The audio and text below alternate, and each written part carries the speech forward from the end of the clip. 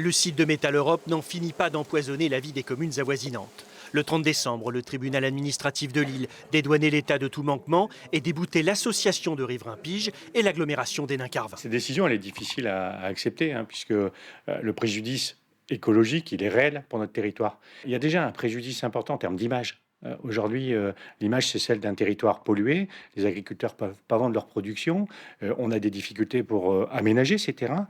Et puis, c'est aussi un préjudice économique et un préjudice sur la santé. Les plaignants dénonçaient des carences dans le contrôle du site au cours de son exploitation et un manquement à une obligation de dépolluer les sols. Or, il n'y a pas de risque grave, selon le tribunal.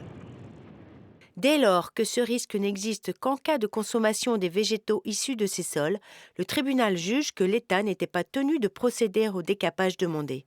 De quoi révolter l'association Pige.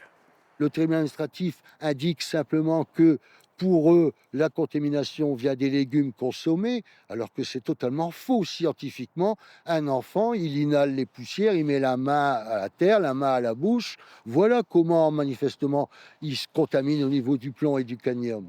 Pour l'association, le jugement rendu ne prend pas en compte la situation sanitaire actuelle. 8 cas de saturnisme ont été découverts lors d'un dépistage en 2022.